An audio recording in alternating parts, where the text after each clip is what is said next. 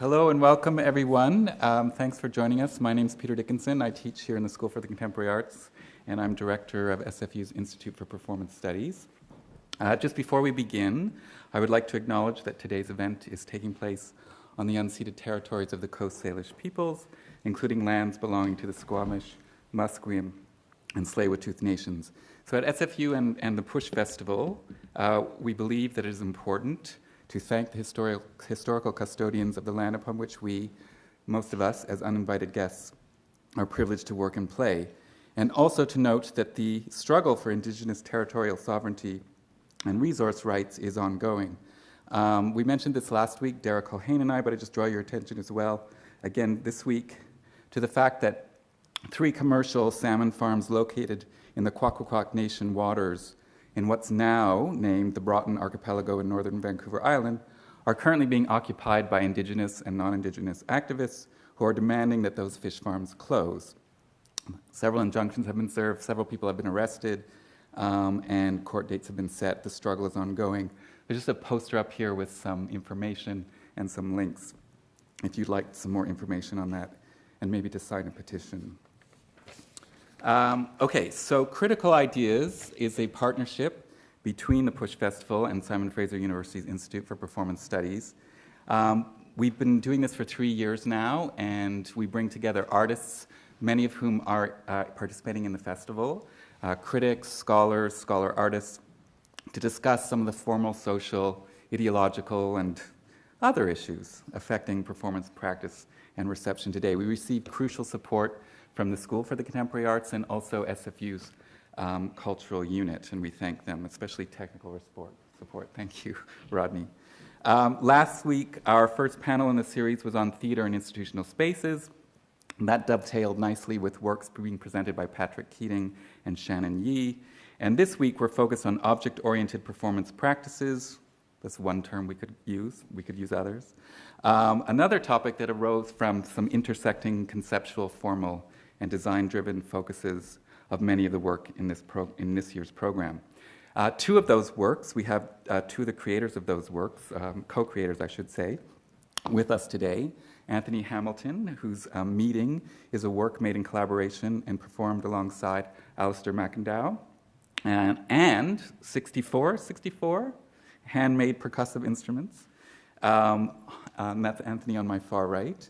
Kong Exile's Foxconn Frequency number 3, which explores, among other things, the relationship between labor and sound, manufacturing and musical pedagogy through a trio of dueling pianos, and which is overseen by project lead Remy Siu. That opens at Performance Works next Wednesday. Anthony's piece continues tonight and tomorrow night, Sunday as well? That's correct. At the same venue, Performance Works. So you might want to check those out, especially after you hear them speak today. I'll get to these gentlemen shortly. I just want to say, lest you think that it's only men in this year's Push Festival or in contemporary performance more generally interested in extra-human focused performance, let me also draw your attention to Tamara Salwick's Endings, which uses various analog audio technologies to explore the transmutation and transmigration of the human voice. It opens tonight at the Roundhouse. Tamara was originally going to be part of this panel, but she's in tech right now, so that didn't work out. Annie Dorson, a pioneer in algorithmic performance, will also be giving an artist talk next Thursday at the Post at 10:30 a.m., ahead of her one-night-only show, Spokioki, at Club Push next Friday evening. An interest in performance that is not exclusively focused on or led by human actor-creators is not exactly new. One thinks, for example, of von Kleist on the Marionette Theatre, or the scenographic experiments of Edward Craig, or of prepared piano works by John Cage, or more recently of William Forsythe's experiments with choreographic objects.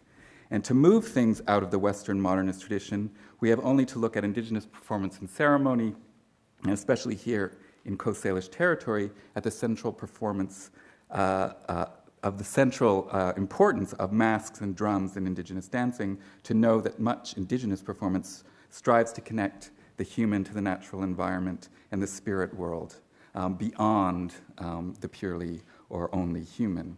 And it's perhaps those issues led by Indigenous peoples that is what is new about the creation and reception of contemporary performance focused on non-human and object-oriented agency. Namely, that it speaks to wider environmental issues we are facing in this age of the Anthropocene, and also to the current traffic in philosophical theories of vital materialisms, Jane Bennett's Vibrant Matter, that are having an impact on performance creation. So to help us sort through these issues, we have 4 panelists. I'm just going to introduce each of them in turn, and then they're going to speak for 10 minutes or so, and we have some things to look at and listen to as well. Antony Hamilton, on my far right, is an award-winning Australian choreographer and artist. He has created works for numerous international and Australian dance companies. Major independent works include the internationally acclaimed Black Project 1, Meeting, which is on here at this festival. He has also created, is it Nix, for the Melbourne Festival, and Number of the Machine, an experimental gallery installation for the RMIT Gallery in Melbourne. Antony has received a number of awards, including the Australian Helpman Award for Best Choreography in Dance, as well as a 2017 Bessie, which was for Meeting, was it not? Anthony was an inaugural recipient in the Russell Page Fellowship in 2004, the Tanya Ledke Fellowship in 2009, a Creative Australian Fellowship in 2012, and a Sidney Meyer Creative Fellowship in 2014. He was also dance curator at the National Gallery of Victoria and honorary resident director of Lucy Guerin Inc. He's currently the inaugural international resident artist at Dance Makers in Toronto, while in Toronto there, he had created natural orders for the Luminata Festival most recently. Stephen Hill and Alex Lazaridis Ferguson are co-artistic directors of Fight with a Stick Performance. Their most recent works, Revolution and Cinerama, many of you have probably seen them, are exemplary of what we're going to be exploring today in terms of non-human and design-driven performance. Stephen has been making theater for over 30 years as a performer and director. From 2000 to 2014, he was the artistic director of Leaky Heaven Circus, and under his direction, the company was nominated for 25 Jesse Richardson Awards, winning 9, and 6 nominations for Critics' Choice for Innovation Awards, winning 2. With Leaky Heaven, he directed a team of long-term collaborators in both new works and adaptations of classics, and often played with a generative capacity of difference. In addition to co-leading Fight with a Stick with Alex, he is also a member of faculty here at Simon Fraser School for the Contemporary Arts, where he teaches devising, directing, and acting. Alex is a transdisciplinary performance maker who specializes in collaborative scenographic devising. In addition to co-leading Fight with a Stick, he's an award-winning actor who performs lead roles in everything from main stage musicals and Shakespeare festivals to small-scale experimental work in black boxes and found sites. He's performed and directed in Canada, Germany, and the Philippines, and he's also worked as a performer, writer, and dramaturg with a number of Vancouver's leading dance companies, including Machine Noisy. A co-founder of 2 action poetry ensembles, Alex has also written several plays and performance works. He's also published theater criticism, is a regular reviewer for Australia's Real-Time Arts magazine, and most recently defended his PhD dissertation at UBC Theatre. Remy Siu is a composer and new media artist based in Vancouver. He holds a BFA honors from the School for Contemporary Arts here at SFU, and his work has involved the construction of automated and variable performance apparatuses that employ light, sound, software, and the body. He is interested in creating friction and stakes between the performer, the interface, and the system through the use of game mechanics and failure. His output spans chamber music, dance, theater, installations, and audiovisual work. He actively creates with Hong Kong Exile, with Mahalia Patterson O'Brien, and has worked with Vicky Chow, Turning Point Ensemble, the Bozzini Quartet, Center A Gallery, Pi Theater, Theater Replacement, among many, many others. And I'll just end by saying that he has received the SOCAN Foundation Young Composers Award, an honorable mention in the Jules Leger Prize for New Chamber Music 2 years ago, and from this year, 2017 through 19, he's one of 2 composers in residence at the National Arts Centre Orchestra in Canada. That's all for me. Thank you very much for your patience, and I'm going to pass it over to Steve and Alex.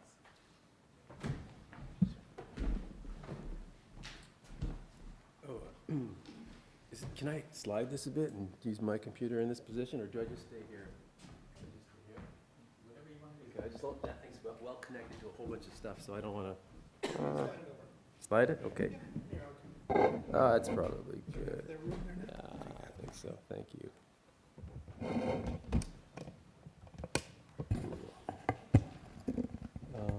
maybe I'll just do that. Is that all right? Will I give you feedback, or is that going to be okay? Can you hear me okay? Yeah. Great. Okay. So Steve and I are going to split our 15 or so minutes. I'm going to talk about a show called Revolutions, both in theory and practice, how that was created, and he's going to talk about our more recent show, Cinerama. So I've called this quick little talk, Devising with Other Than Human Materialities and Fight with the Stakes Revolutions. So I'm going to focus on that show. It's the first show we sort of consciously made with full engagement with the politics, theory, and practices of new materialist performance or object ontological performance, whatever you want to call it. Before I get to that, just a really quick backgrounder. I started working with the company in 2013 on a show called Der Wink. Steve had been the artistic director of the company since 1999, right, Steve? Something like that? Yeah, and he was already fully engaged in foregrounding what is normally in the background in theater, in displacing the human figure from the center of the event, and in making non-human or other than human materialities, the main feature, the central feature of the event. In the case of Der Wink, that was about 34 by 8 movable walls that just kept changing the architecture of the room. So 2 years later, we were working on a show we created called Steppenwolf, and a lot of the initial work involved examining how various objects performed when viewed through a bank of mirrors. This extended to video and light projections on the objects, and in localizing sound to specific objects that you would see moving. By 2016 in Revolutions, we'd moved from being fascinated with how cool and trippy the objects looked in the mirror to starting to consider the objects, their agency, their tendency, their behaviors. And then also that led us to thinking about human agency and what it means to work with these materials in a non-utilitarian manner, to devise with the materials rather than assuming mastery over them. So we were sort of trying to decolonize our relationship to these other than human materials. So both in the usual materials you work with in theater, set, props, lights, software, and in this case with the found materials we were bringing into the studio. We were heavily influenced at this time by political theorist Jane Bennett, who was mentioned, and her book Vibrant Matter, Deleuze and Guattari's assemblage theory, and to a certain extent at the time, Karen Barad, the theorist of queer physics. We were trying to think of ourselves less as primary creators of the event, but as members of an assemblage of forces contributing to the production. So what this meant in practice was that we have a studio, and a studio is full of a whole bunch of stuff, a lot of stuff from previous shows, and we'd go into the studio and we'd also bring in other materials that we'd found. In this case, we were working with one of the people we were working with is Jay White. He's an animator and performance artist. He was very resourceful at bringing in huge deck planks with chains hanging off of them, giant styrofoam, all stuff he'd found on the beach, giant chunks of granite. So the studio was populated with all of that stuff. But I just want to say, before I go any further, that in addition to me and Steve, there's two people here in the audience who are integral to both of these shows we're talking about. Choreographer, deviser Delia Brett, and TDPM deviser Paula Vitanen. They were both heavily part of these two projects. So we're in the studio with all this stuff, and we begin our day with meditation. I called it sensitivity training. We were meditating in order to heighten our awareness of our relationship with the objects around us. So after our meditation, we'd get up and we'd start composing with the materials in the room. So we didn't talk a lot about this part. We would just start composing. Somebody would do something over there, someone would add to it. We'd do that for about 4.5 days, and then we'd invite our colleagues into a 15 to 20 minute performance with these objects. So just an example of how this would affect, how an exploration would affect the show. You'd have a giant piece of a granite boulder, and curious about it's got a certain shape, a certain height. What happens when I apply a little pressure? How does it want to move? Can I lift it? What does it do? That kind of interest in heavy objects that you don't expect to move made its way into the show much later, where objects that you didn't expect to move did in fact move. That was one of the things we explored. When we got to our performance venue, which was a warehouse, we had about 6 weeks in there to explore. And so one of the first questions that comes up, and this is something Steve always asks, is what is already performing? And so in this case, we had this warehouse. It was dusky, dark, mostly concrete, had a framed wooden room inside of it. We started investigating our relationship to that, the relationship of the space to the civic environment around it, the urban environment around it, so next to a busy street, SkyTrain. All of that sound would be very present in the warehouse, and so Nancy Tam, our sound designer, made that part of the sound composition of the room, miking the sounds outside, letting the sounds exist, processing them, live playing them, with playing her process sounds with the sounds coming in from the room, from outside. It had been an automotive shop as well, so that was an interesting thing historically. It had physical features, it had historical features, and we kind of figured out, well, what's our relationship to all of this? Jumping back to the studio, one of the things we explored there was putting an audience on a moving platform and slowly wheeling them backwards away from what they were focused on.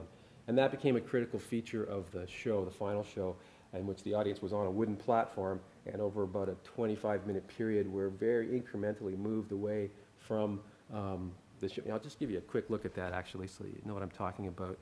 Here we are.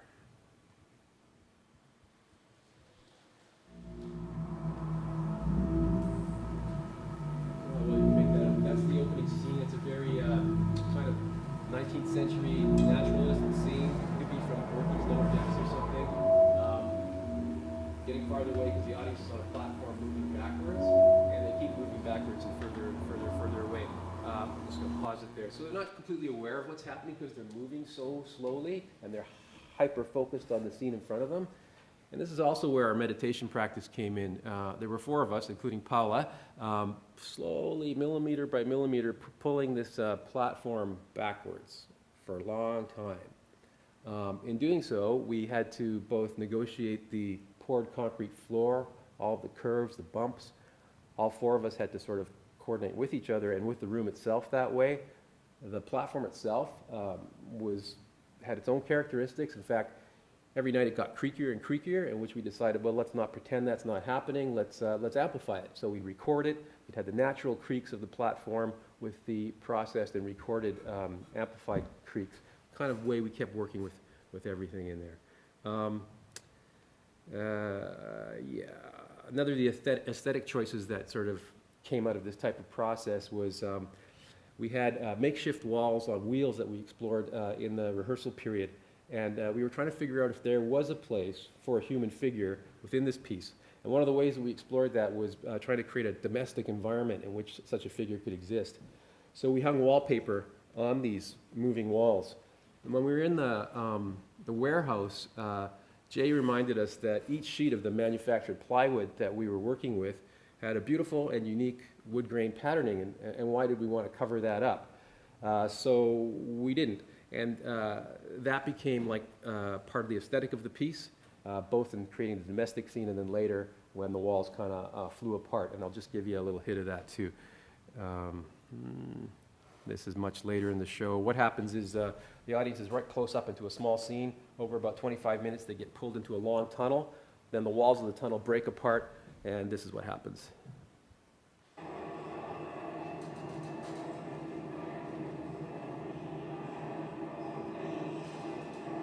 And typically, you can see Josh Knight, the video designer, is also, he's videotaped the wood grain and projected it back onto itself. So he's also playing with the existing wood grain and amplifying.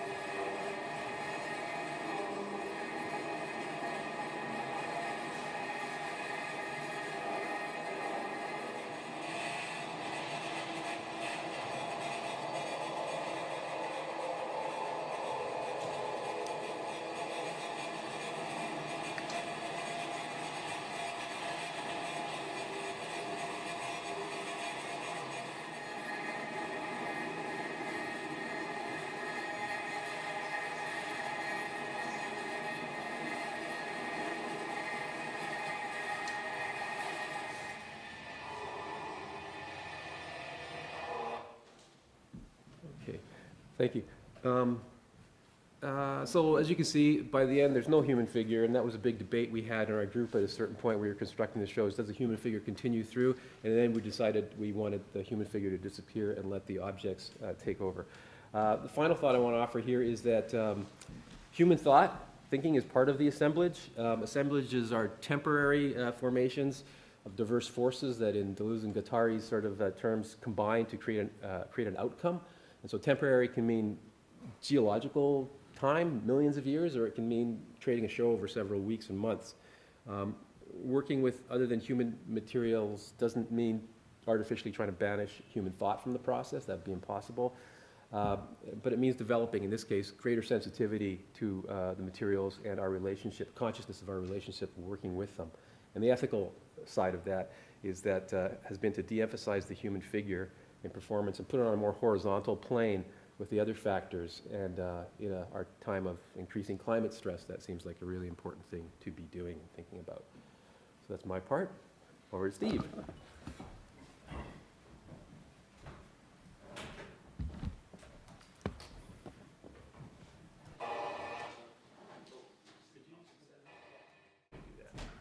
So I'm devising a talk right here because I don't know what I'm going to say. Want me to start it? Except that it's an experiment, and it's all an experiment, and I hate the term experimental theater because it seems like there's no rules or that you're launching into something, you're mixing things up for the sake of it. And the experiment is, can we use the theater, do something with the theater that wakes us up to the current crisis, something that goes beyond only the human hero. And I keep thinking of the theater, and forgive me, there's students here that have heard me harp on about all these things over and over again. But the theater and the grammar of the theater, the visual grammar of the theater, that places the human figure at the center, where all the light is all focused so that we get every nuance of the human expression, every word. Students study text so that every word is heard, that we're completely focused on the human. And as philosopher Hans Gumbrecht says he's written a book about presence, the production of presence, where he says that presence effects are different than meaning effects, and that we oscillate between the two, but that presence effects are always related to the senses, to sensation.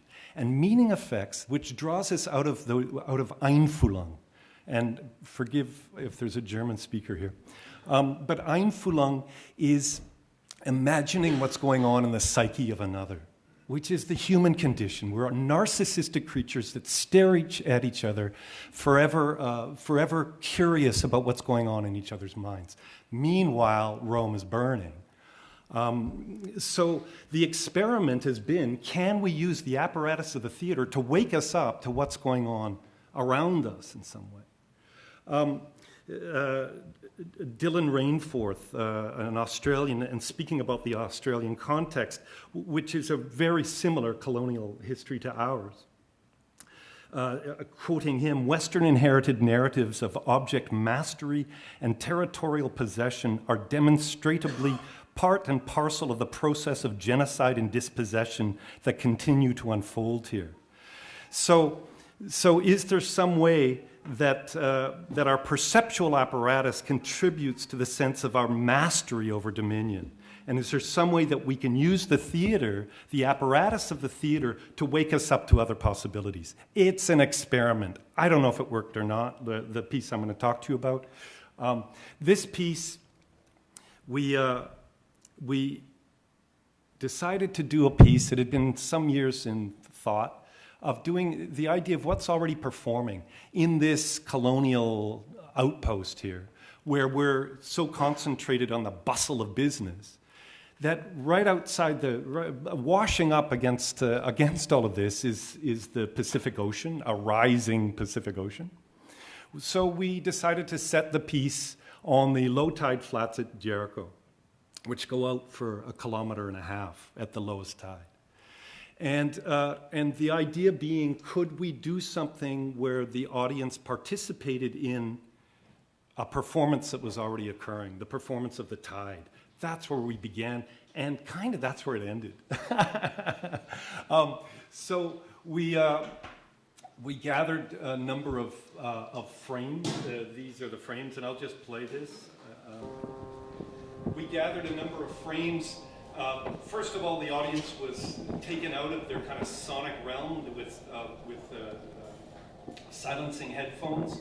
They walked out the kilometer out on the low tide flat when it was low, and they sat in a row of chairs without any frames around them, and on dry land. And over the course of 45 minutes, these frames arrived from the horizon.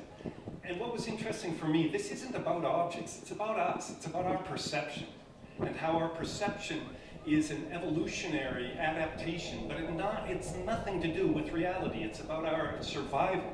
And they've done, in fact, mathematical models on perception, and said that those organisms that have a complete picture of reality are doomed to extinction. So there's something about survival and perception, and a limited perception. So we brought in these frames that were based on cinema aspect ratio. And the weird kind of trip of all that, I know you've seen this, it's not new at all, but the moving frame did this thing where it picked out a piece of the fabric of that beach scene, and it turned it into a film. So there's some strange thing going on where we're ripping the fabric of reality and we're putting it into the trained perception that we have of screens. When my son was about 8 years old, we were on Vancouver Island, beautiful place, a beautiful marsh and a mountainside, and he went, "Bob," and he calls me, Bob, it's just like Photoshop. So what's going on? What's going on in our perception and the evolution of our perception? And that's what it was meant to, that's what we were on about, was seeing if we couldn't question our perception. It worked, it didn't work, it didn't work. The frames arrived, so the audience was within the frame. You place a frame and suddenly it's a film in front of you. The first frame comes down and the audience members in front of you are now in a film, it seemed. We played with this. There were people that were frustrated by it. One critic said he was bored. He wanted drama, and there was not enough performance, and wanted the human drama. And something held back. We're going from revolutions to no humans. And could we do that? I don't know if we did it. I don't know. But there was something, at least the attempt. And then what happens at the end of the piece, once the tide is up, and we were forcing the audience to end, or the tide was, that the tide would come up on them, so that they were up to their rears in water.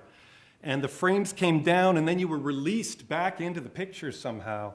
And a row of chairs, when it worked best, when the tide cooperated with us, a row of chairs of audience members seated in a rising sea, and that's kind of how the piece ended.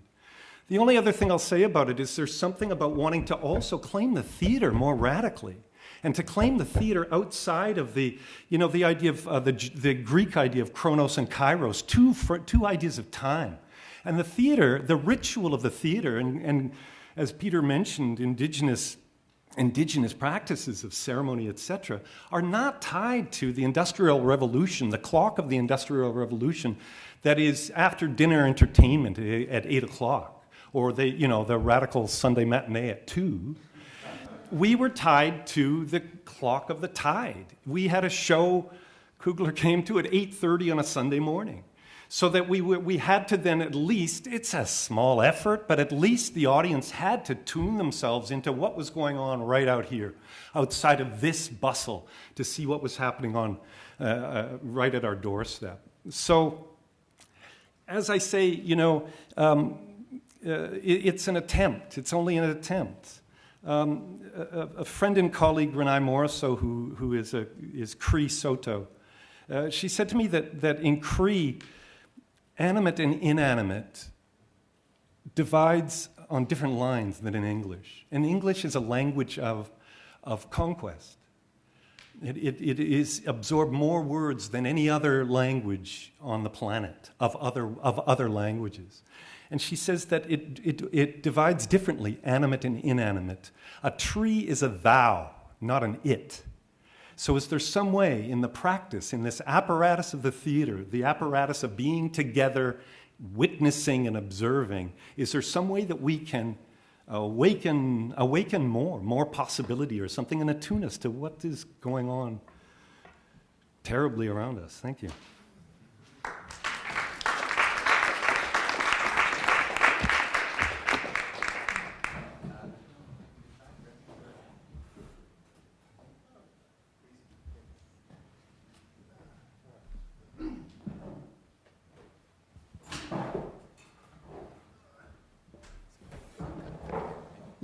Yeah. I'll just get a little slideshow going here. I've just got a little quick slideshow here. It'll just keep running on, hopefully. It's not related specifically to anything I'm going to speak about, but it just shows examples of, visual examples of some of the work that I've made. Slideshow. Forgive me if I go off topic a little bit, because it's such a, just listening to what we've heard already, it can really open out and get very, very broad very quickly. But thanks for sharing also everything that you've spoken about so far. It's nice to hear parallels as well into things that you work on and the different kind of thinking that you have around making work and its relationship to our lives on this planet. So I guess I can speak, if I change the brightness on that, it's not going to affect it there, right? Yeah, because it's like doing it in my face and I can't think. I'm speaking, I guess, from the point of view of a choreographer. My primary kind of role in work is as a choreographer and artistic director of performance. That being said, much like what you were speaking about, I'm always quite interested in sort of letting go of these kind of like definitions and not being too attached to this like sort of the specificity of discipline. That's really, really important to my creative work. But the language of choreography, and having been a trained dancer, you carry a certain inner language and a certain attention to your physical space and attention to the materiality of your body, which becomes very, very central to the thinking around the way you move through the world, not just in your creative life, but also in your daily life. And the division between those two spaces is also very tenuous and fluid for me. I suppose, as a choreographer, being interested in the materiality of the body and what it is, the question very quickly comes of what is my body? Where is the edge of it? What's the frontier between the molecular structure of my body and the space around it? When I'm in contact with things, what's happening there? What's happening when I put my hands on something at that base level? And so looking at that, I started making works which also, again, sort of investigated materials and objects and giving those things agency as well. But beyond that, I'm also very interested. I am interested in technology. I'm not interested in technology because I have a passion about it. I'm more interested in it in its role in human existence and human history. When I think about technology, I think it's very normal for us to think about current technology or future technology. The word itself evokes something about the current and the future. However, I'm always drawn back to the idea that technology is something that's been with us, since the sort of the dawn of human culture, and the idea of that harnessing of tools and working with things outside of your own physical abilities to expand the possibility of, and to ruin certain things along the way. Basically my use of working with materials involves a very, very broad timeline in a way. I'm kind of interested in using things, looking at things from, very kind of basically a long timeline between sort of prehistory and now, and trying to sort of find a sort of parallel between current technology and primitive technology in a way. Another thing that's really sort of fascinating to me is the way that systems that are overlaid over human society create a huge amount of control over our ability to sort of make decisions. As a choreographer, it's often difficult to make decisions, or as you're making work, you can find yourself thinking, what's guiding me to decide to put my arm here or here? Well, at what point am I making a decision about that? What's the rationale to cause me to choose to put my arm here or here? And so there's this, becomes this large. This narrative of reason, trying to create reasons for why.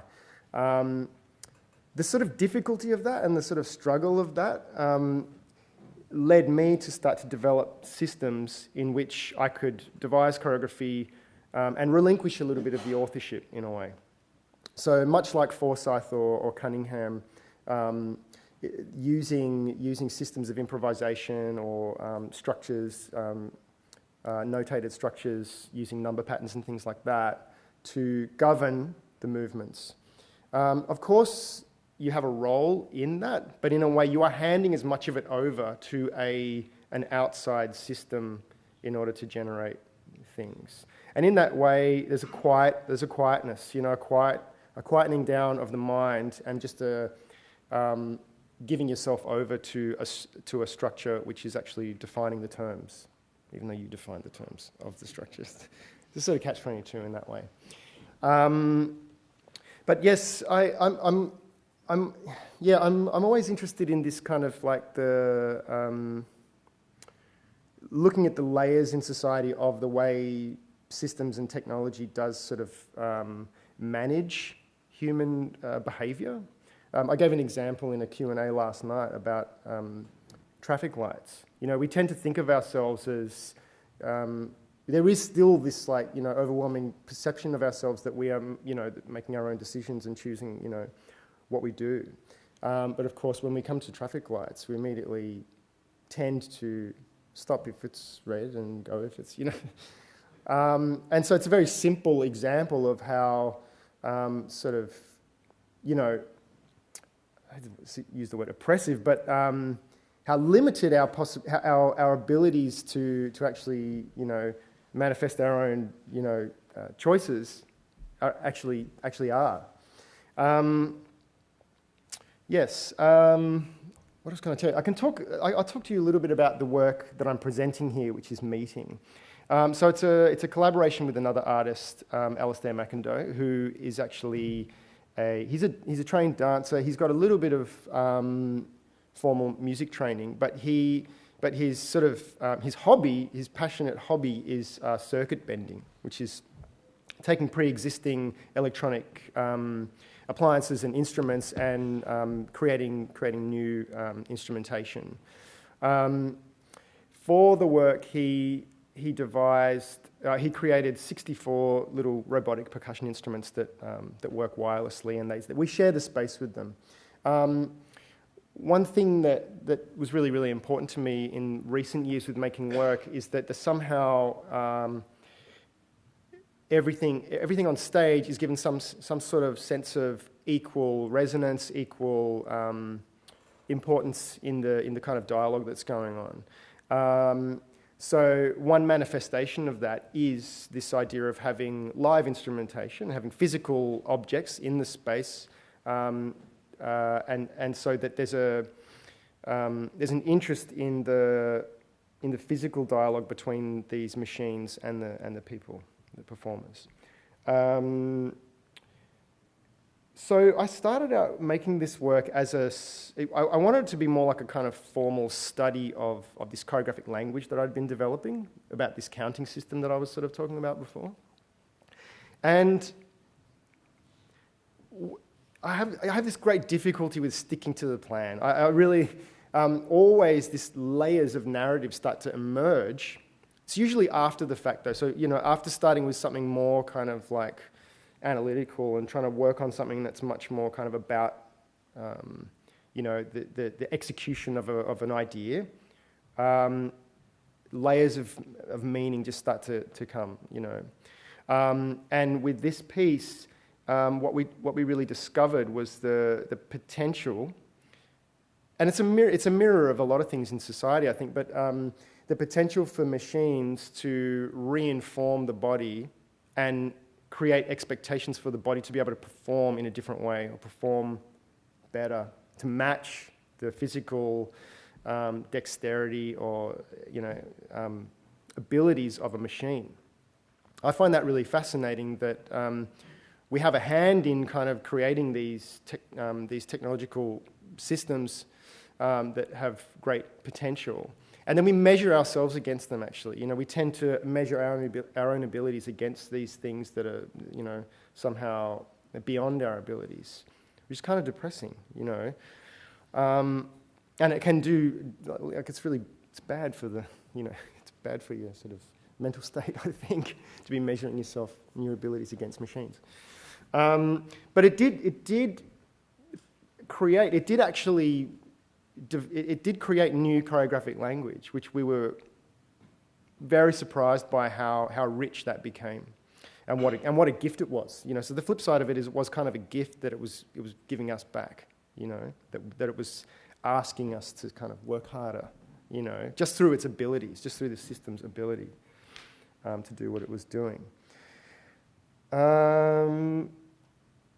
My training, I studied ballet for about 20 years, and but at the same time, I grew up in the 80s and the 90s, and hip hop was obviously a worldwide phenomenon, and breakdancing was a worldwide phenomenon, and I also was breaking and popping at the same time that I was doing ballet. It's been a passion of mine from the time I was like 5 years old, and one thing that I've become more and more aware of is the idea of ritual dance in relation to nature. Because just going back to some of the things you were talking about the natural and the artificial as well, I'm also very, very interested in the delineation between the natural and the artificial. These sort of this idea that we sort of separate. We like to separate humans from everything else, as if we are not part of the natural world. Everything we do is not part of the natural world, which is of course not true.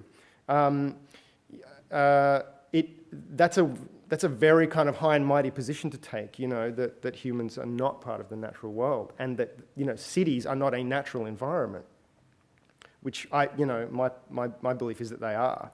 But just going back to what I was saying about ritual dance. Ritual dance is one way maybe to describe it is a dance that responds to our innate connection to an environment or the things that sort of provoke our, or spark our imagination. And what's really fascinating about dances like popping, which is very robotic, is that it came only after the possibility of us to actually visualize that through new technology. So it's a response to new technology, and I find that really powerful. That it's basically a dance which speaks to urban living. It speaks to, in a very real way, not in a romantic way, but in a very direct way, of interpreting, video and new technology of the 80s, new technology of the 80s.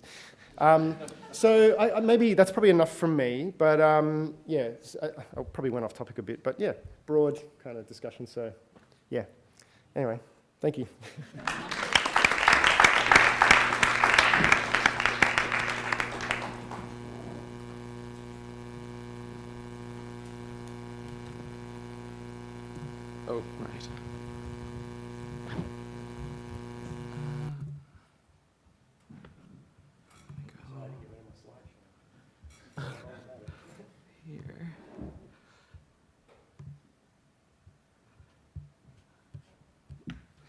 Okay, so I'm going to talk about my primary focus right now, which is game mechanics as composition, and trying to build this out from a very simple place to more complex places, and where I'd like to take it, and kind of where I started with it in the first place.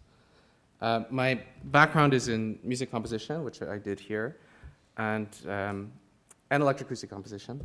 But at the time, I was very interested in traditional notation, and that's just traditional Western notation, like score making and things like that for musicians and ensembles. But after graduating, I very quickly grew impatient with that, partly because of watching so many friends and collaborators and Stephen work in the room, and being kind of coming back to my own score practice and being really jealous about those other processes. And I wasn't really sure at the time exactly why I was so jealous about those processes. But now, thinking back, it was that when I was making scores, I felt that I had way too much, I was intervening all the time. I was just like putting every single note on the paper. I was deciding, bow logistics for the players, all of these things that I became really disinterested in, especially when I would go to other rehearsals and see kind of the generative possibilities of multiple forces in the room. If I was just sitting down and working on a score, there was kind of, reduced. I was kind of always pushing it forward in one direction. And then there are other reasons that I became really dissatisfied with the score. One was that it was fixed, and it's fixed in multiple ways. Fixed in that the score itself would not change depending on player input.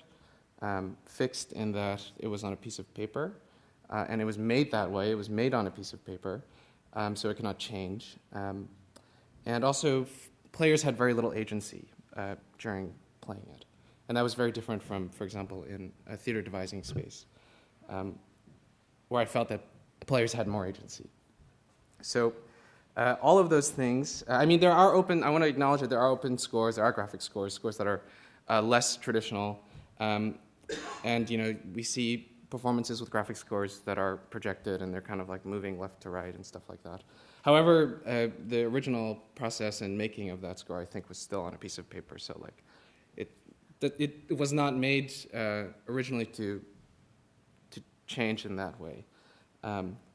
So in the meantime, while I was kind of figuring out my feeling about the score, I was doing a lot of free music improv, where I was very excited about the sound on a micro level and very satisfied with some of the sounds on a micro level, but really frustrated on not being able to organize at a macro level, and not being able to kind of like, I was always struggling with that. And so I would never have, at least for myself, enough cognitive capacity while performing live and focusing on one task at a time to be able to be like, well, we were supposed to not do this, or we were supposed to do this, and we were supposed to try and attempt this, but often in the kind of focus of the performance, we just wouldn't, or we would forget. So then I had a revelation about this all when I was playing Magic the Gathering on iPad. And I realized while playing that a lot that, for those who don't know, Magic the Gathering is like a trading card game that you trade with your friends and you play. That my games in the digital version of Magic the Gathering were like half the length, the plays were more interesting, all these things that were happening at a different speed compared to when I remember Magic the Gathering as a kid, playing it with a person in real life, where we would have to kind of referee each other, where we'd be like, okay, was that move that you made illegal? Was my move illegal? Can I do that? Can you do this? Did you cheat? Did I cheat? All of this kind of like self-regulation. And with the digital system, those moves and illegal moves and legal moves and stuff like that were not possible because the system did not allow it. And then I was able to reduce that cognitive capacity of like having to internalize the game system, and allowed the digital system to do that for me. And I was making more interesting plays, more interesting moves, and I could focus on the immediate task in front of me. And that's the same. We see that right now between traditional sports and esports. So we see in traditional sports, I guess, we have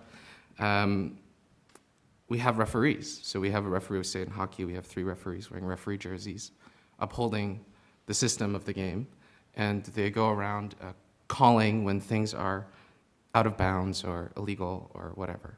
But in esports, what we have is players playing inside that system, and the relationships between mechanics and the speed at which they relate to each other are so much faster and more intricate because we don't have to rely on 3 people and their limitations as human beings to regulate rules. So these rules and policies can be much more fluid in something in a digital system.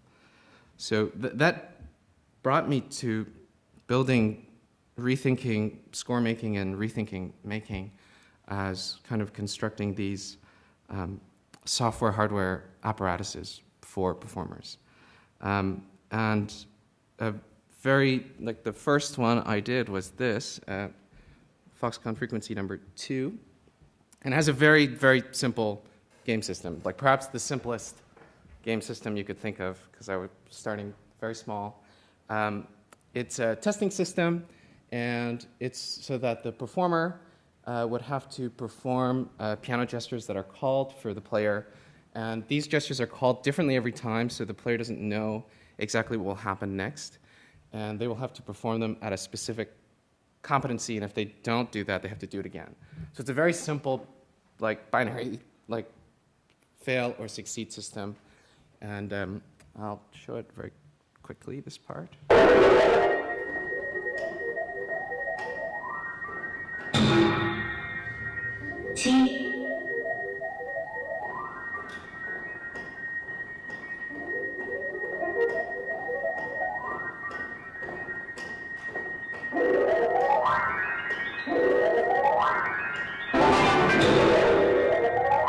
He's going to fail a lot.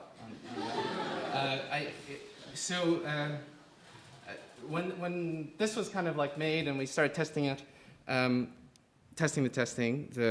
something that really became clear for us in the room was that the player is very, very present, and that because they don't know immediately what's going to happen next, and they're reacting in real time, and they're problem solving on stage, there were a lot of stakes, and theoretically this piece could go on for forever, but it doesn't. She problem solves her way out of it, and so that she can continue. So that was something that we learned with this here, is that we had a very simple game mechanic. All of a sudden the player was responding in the moment, and the system was kind of like rearranging it based on her input. So, but I have to acknowledge that this system is like a pretty oppressive system, this Foxconn Frequency 2. And we knew that going in. So the next piece that we did, when I say we, I work a lot with my friend and collaborator, Paul Perizak, who's not here right now, which was called NeoS for single player. And it was an inversion of the Foxconn Frequency 2 system in a lot of ways. The player, all of a sudden, we wanted to give player a lot of agency. We wanted to give the player lots of agency. In that previous one, you saw Vicky playing that she has very little agency in what she has to do and how she can do it. And then also we wanted I wanted to take something a bit from the free improv music scene, that we had a lot of players of different skill levels and of different people being able to play all the time. So we designed this work to be able to be played by anybody. It takes about like 15 to 30 minutes to learn, and if you're kind of like a gamer, you'll probably pick it up immediately. So I used to perform this piece, but I no longer perform this piece because I prefer other people performing this piece, because I learn a lot about it and how to play it from others. It's strange because I think the ideal performance of this piece actually is to get like 10 people together, and they take turns playing it for each other, which is very different from some of the other work that I made, which is more traditional. You go to a place. But I think there's a big thing about playing it and then watching others play it. So I'll quickly show this here. It's my friend Ben Wiley playing it.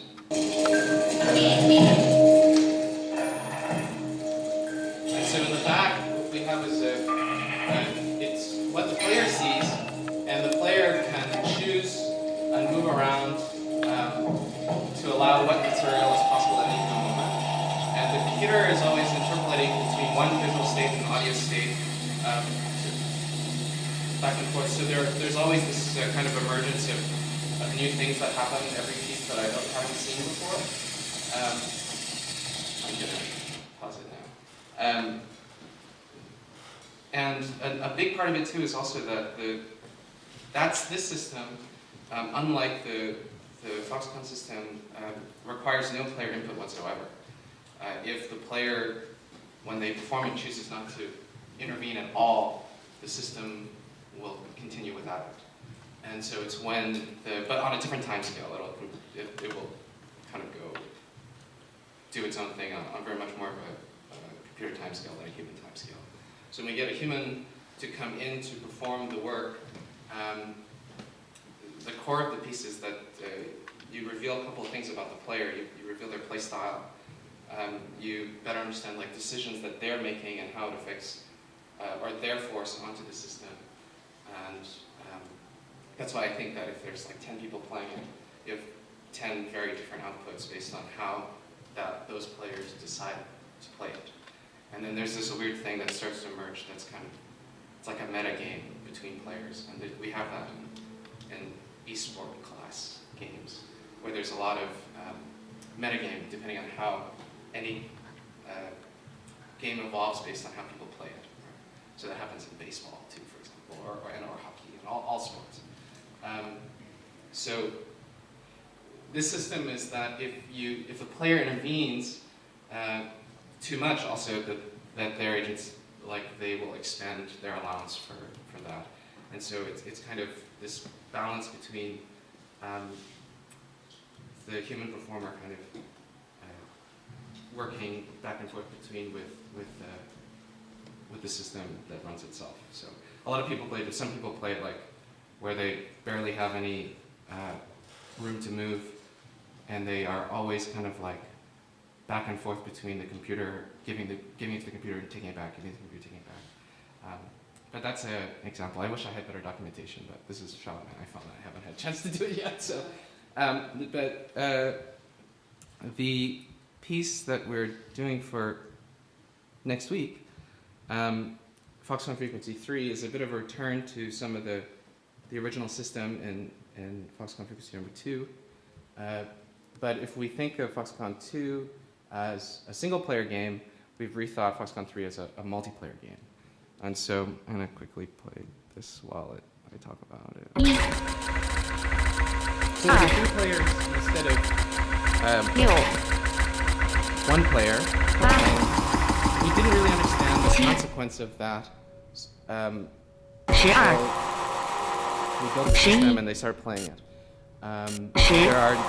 If Foxconn 2 only had one mode, which was a very simple fail succeed mode, Foxconn 3 has 20 different modes that can be built off competition and cooperation between them.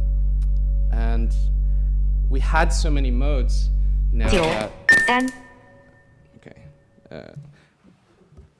we had so many modes that we realized that we could start to create... we could start to organize with just the modes, so that we had almost like a mode scale of some kind, or that these modes start to have a function. And in a kind of really traditional way to call it, there's a mode cadence between 2 modes. And so that was really exciting for us, that we were completely organizing time based on mechanics and the forces that emerge from the mechanics. So also in this work, I don't tell the performers how to play it, or how to do anything really. They're kind of left to their own devices to choose to either work together or not to work together. And what's really optimistic, spoilers, is that they do actually work together a lot, often when the system doesn't require them to work together, which is very interesting to see. So that is some of the things about Foxconn Frequency. I won't say, I don't know if people are coming to the show, they can see more about it. But into the future, my hope is to take all these things that I've learned about building game mechanics and organizing them through time into, seems like a boring direction, but more into like a narrative space and see the consequences on that.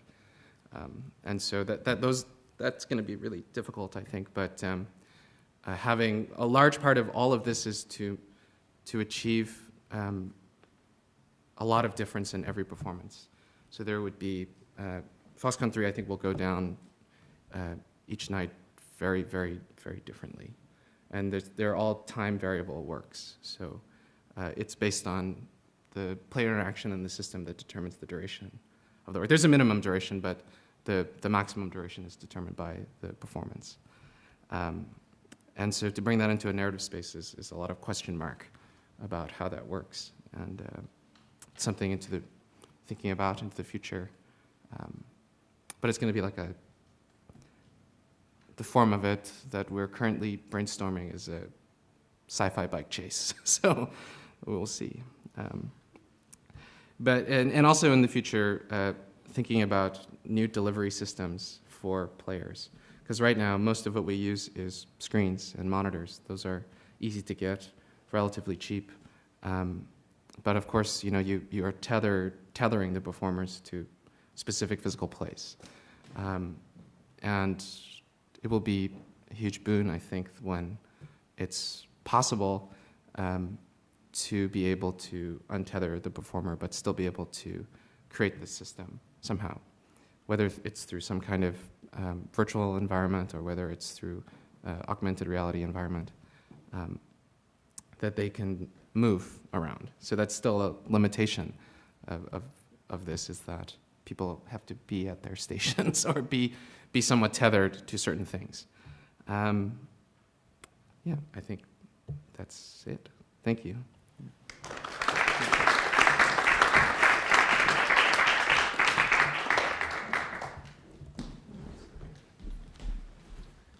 So we have a half hour for questions.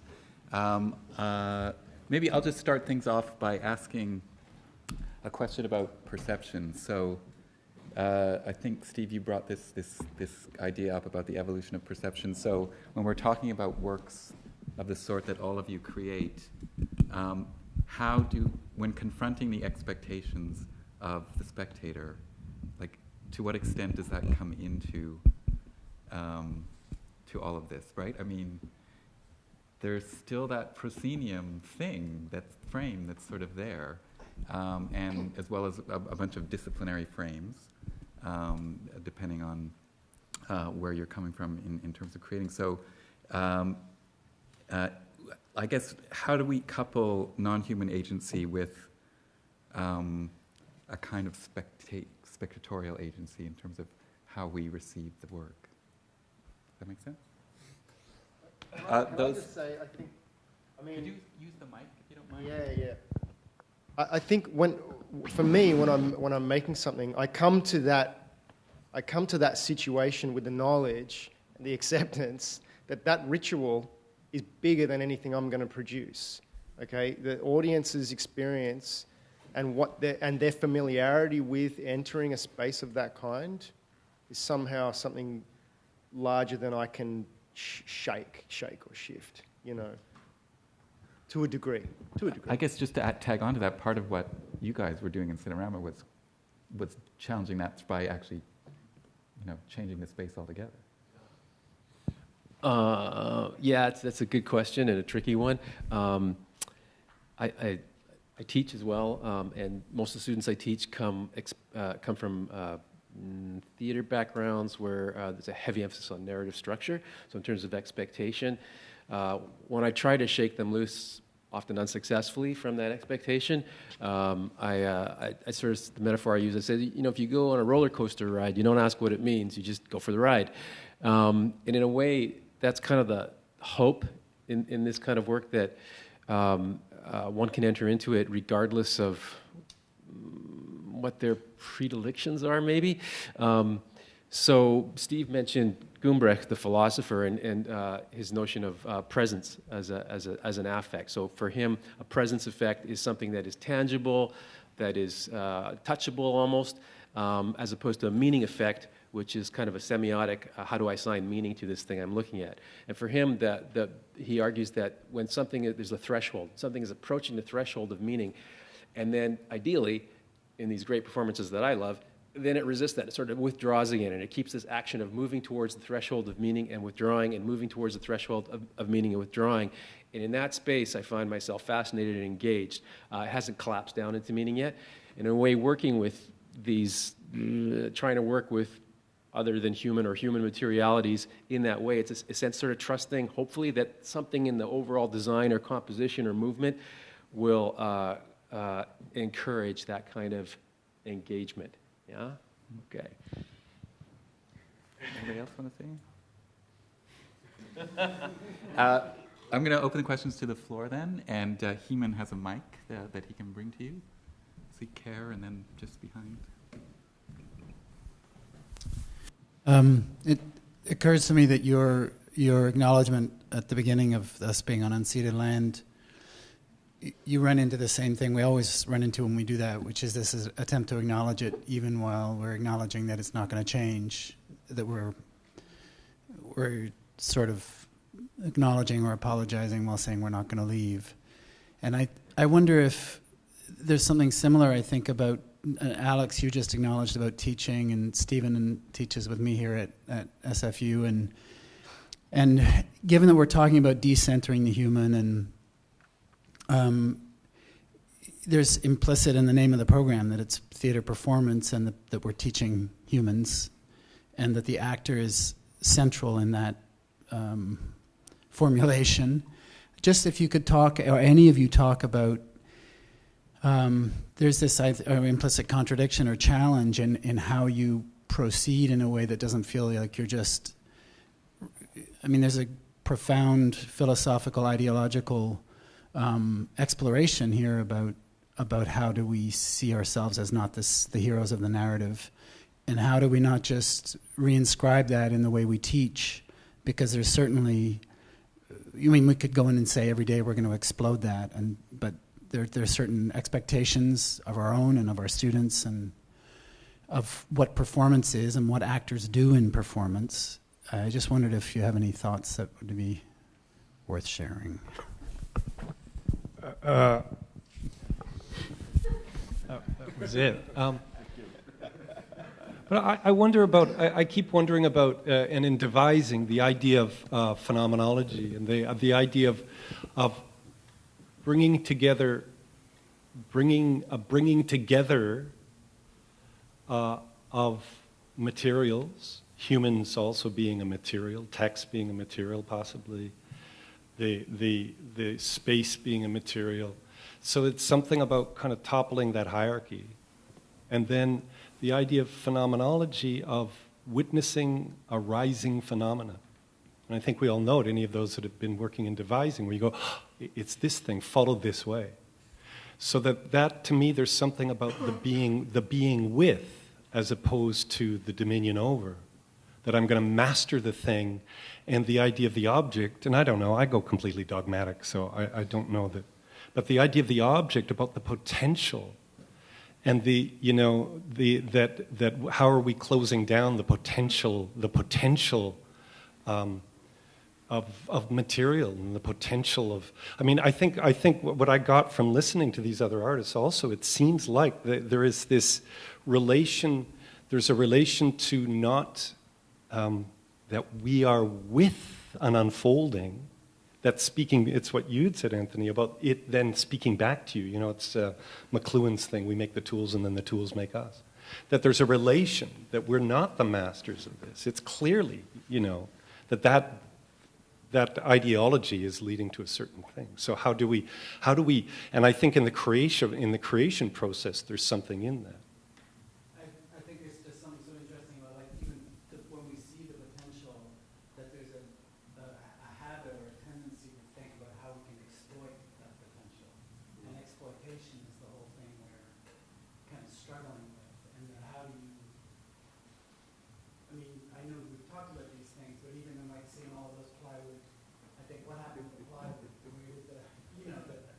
that we're having this trade-off of the exploration and raising consciousness, even as we're creating, more ways than putting ourselves at the center. I don't have an answer for it. It seems like such a mindfuck the way we're thinking.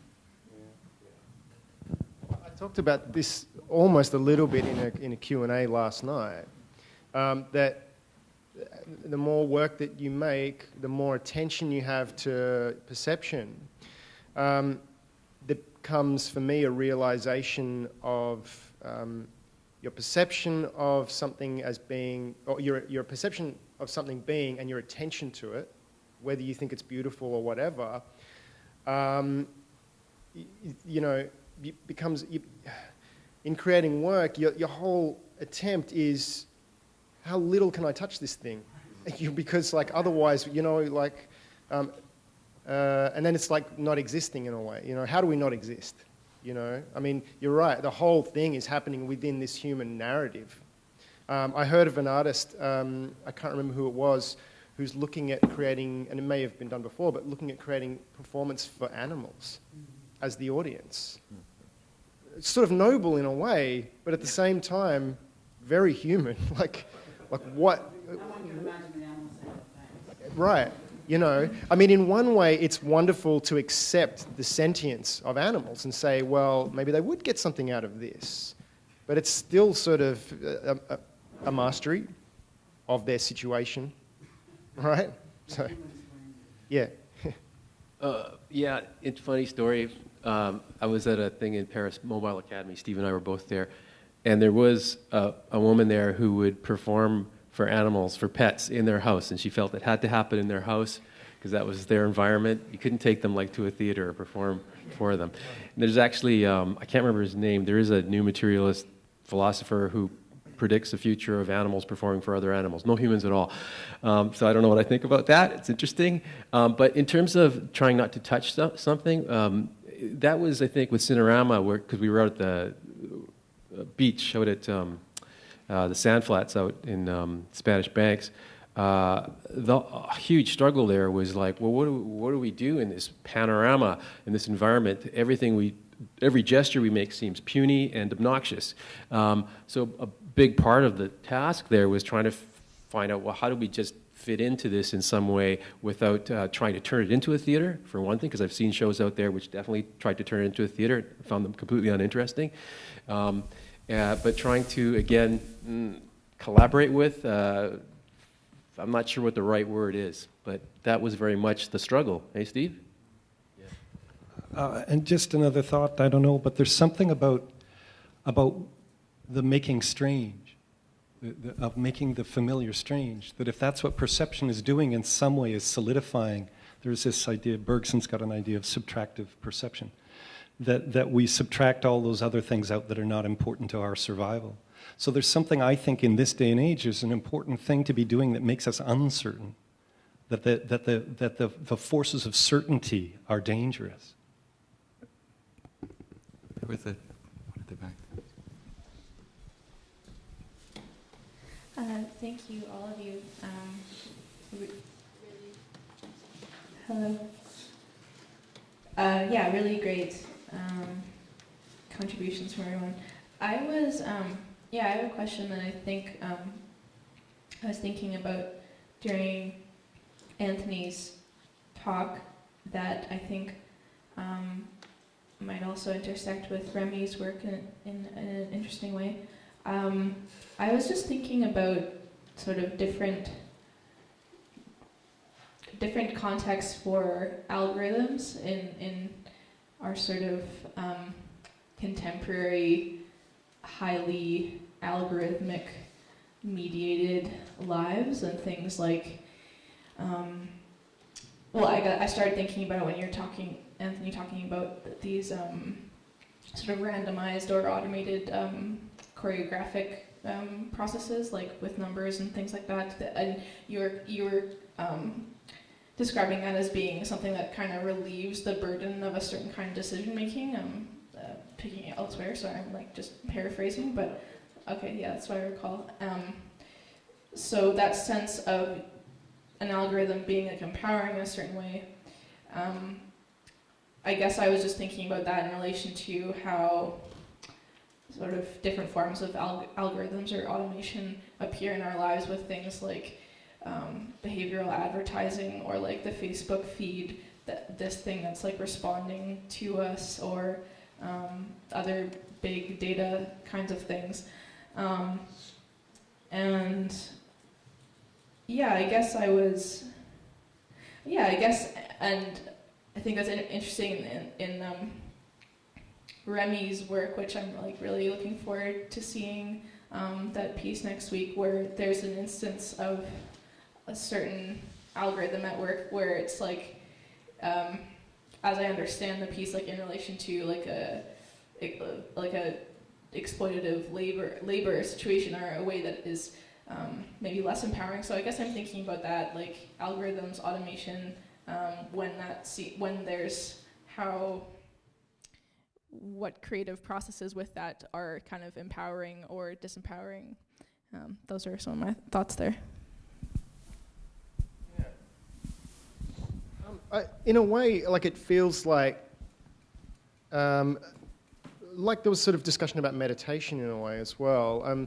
It's a process of letting go, I think, to accept yourself in the face of another system that is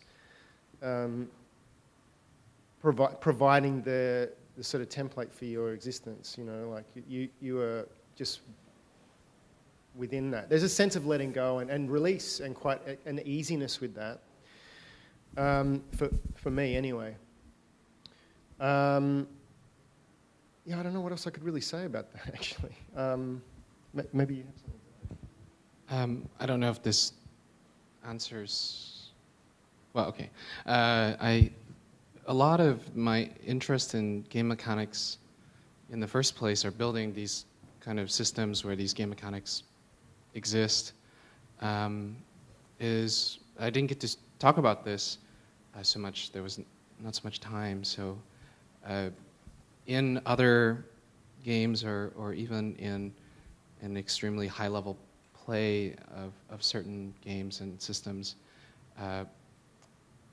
there's so much creativity from the players that break it, that really like just somehow exist outside of it. There are, I don't know, I'm trying to think of examples that there are so much high-level, for example, StarCraft play that recontextualizes the mechanics. The players use those mechanics that perhaps were oppressive or were like a bound, and they with creativity they repurpose it for something else. And part of building these game mechanic systems, and when we build them, when we test them, I always try to leave room for that. Whether it's a bug that appeared and that I probably shouldn't fix because I think that it exists and it does something and the players can use it somehow, or whether it's something where the players totally interpret a game mechanic differently than I intended them to, and do something completely different with it. Which is totally what I think, for me, what Neowise has become, and why I've stopped playing it myself, is that I start to see other people use these mechanics in ways that I completely didn't think of, and whether to a certain extent break them, and creates that kind of new metagame that I was talking about, and I think that's very empowering from that perspective. Yes. That just brought up a question for me. What would it be like, or what would be the problems of making games for creatures in nature that communicate through frequencies. Pardon? Sorry, say that one more. So there's beings in the natural living world, specifically plants, that communicate through frequencies. And so what it would be like to build a game, what would be the problematics of building a game for species that communicate through frequencies? Like there's probably some philosophical problems, there's probably, but I think it's kind of interesting because we do know now that plants and trees and whatnot, they communicate this way. I don't know if I could build a game for them. They would probably have their own already. They can, because they communicate through frequencies, they can generate images through sacred geometry. So like using sand on a metal plate, the frequencies generate images. And so when plants are connected like individually to these apparatus, they can begin to generate images that communicate with us. So I just think it'd be interesting, what would that be like? Or what would be sort of, I guess, like considering that it would be possible, like what would be sort of like the philosophical problems with doing that? But you don't have to answer that because it's a tricky question, I guess. I think it is possible because I've seen a number of art installations that have done that very thing I think that you're talking about, where it's using the frequency of the sound frequency or energetic frequencies or light frequencies of plants specifically. And in the versions I've seen, they usually then put some kind of an algorithmic interface of some kind with it that then shows you a kind of a visual representation of how the different parts of maybe a plant are communicating to other parts. I'm not really clear on that. So I've seen stuff that I think is sort of like what you're talking about. I'm not sure about ethical or philosophical problems around that. It's a really interesting question, but it's kind of a really interesting question again because we're always trying to do this from our lens. And I don't know how we do it not from our lens, but it's interesting thought. I mean, I would agree with this, and I would say that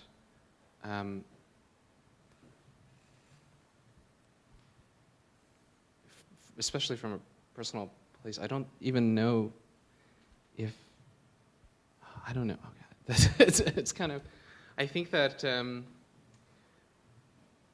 if really I really maybe if that's the case, they perhaps have their own versions of games already that we don't understand and that we wouldn't know or perhaps recognize. And I don't know, that's where I would leave it. I would say that currently we're building, ask the plants, and that we to specify, I guess in this case we're building human games for humans. How are you? The question you asked me was about I guess I'm not sure if I understood it quite well, but it was about there was a mention of exploitation of the performer and the gamer, and it feels to me there's an impulse there that we still want to put the human in front of the machine and still have the human win somehow, to sound more humane, to sound like more feeling, and that is still interesting. Maybe in this toppling of the hierarchy. The humans shouldn't win per se. They should just end up in this horizontal space. And also there are possibilities in the, well, you titled exploitation, rightly so in so many cases, but in so many other cases there might be so much pleasure and more emotional spaces to explore through those limitations. And those possibilities are there. I just wanted to put it out there, that it seems we always have this impulse for the human to win at the end. I just wanted to disagree with you, Aria. Please. I saw your showing Remy, and I thought the most interesting part of it was when, in the Foxconn Frequency 1, was when she was failing, right? That's where the theater was. Yeah. That's where the humanity was. Yes. And that's where the theater was. That's where I lived in the failure. I totally think that piece would not be. I mean, we're doing it. We're rehearsing right now for it, and it's strange because I think if if there was no failure, the piece doesn't work at all. So yeah. Can I just ask, Ario, are you thinking about the people on stage who are winning, or that we in the audience win at the end in some way? In a general, bigger scale of human beings. Because I think in some way it's like there's an economy to the relationship that we have with performance, and like someone's going to feel something at the end of the day. You know, you hope in the failure of seeing Vicky succeed maybe is something that there is a success that is evaluated, and you personally, you know, are invested in that. So in some way, it's just the trade. Like someone's going to get something. There's not an economic relationship that we have, right? In the projector, in New Eyes, there is no win or lose state, and so in that kind of work, because we were thinking about this, like, okay, there's winning and there's losing, but it's not super clear. And it only works because they also fail, but there is no win and lose states in New Eyes, and that it's really one can think about. I do feel like the human performer in that work is very horizontal. Like it's next to the computer agency that they're kind of collaborating back and forth between this. I don't know. Yeah. I understand. I said winning, and it sounded that it's pointed at the game-making artist, but it was actually pointed at everybody and all of us. I guess maybe another example, I might be too far off. Sure, but the discussions on, for example, BDSM, or sexual expressions, we do have people who go into serious limitations, but still there's more room to explore down there, to go to a different direction, as opposed to this idea that, okay, humans should be at the top, or the artist, the actor, the text needs to be performed well, and then for the performer to stay on top of the game, as opposed to the performer to be at the bottom of the game. I really need to formulate this properly, but there's something there that is interesting to me. Bottoms really control the top. I mean, by creating any sort of framework that you have to exist in, you're at the bottom immediately, because it's it's defining the terms. So whatever the system is, it places you there, which is fine. You can be happy there. Be happy. Yeah. We have 2 minutes if somebody has one final quick question. If not, I mean, time, it's interesting. I just wanted to end with a note on time, because what I was thinking about in terms of all of your presentations, and you prompted us, Steve, to think about time longer and deeper. It seems to me like I would have loved Cinerama to go on forever, the water come up to our heads. Anthony, your piece last night, there's a threshold where you leave this. Sorry, am I allowed to say that you leave the stage?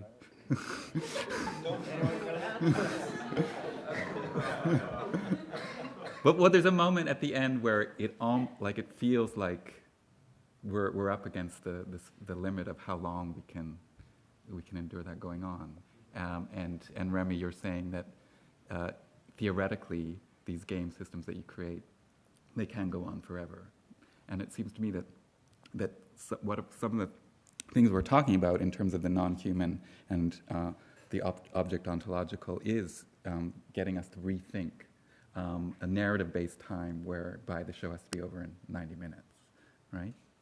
I know that's a problem for you programming, Joyce, but just something to think about. We'll have shows on the beach at 8:30 next year, right? Yeah, bring your woolens and bring your vortex. Okay. Thank you very much for your time and coming out to listen to our panelists. And just if I can say, plug our final panel next Friday, but in the morning, starting at 10:30 to 12 p.m. and in the cinema, rather than here.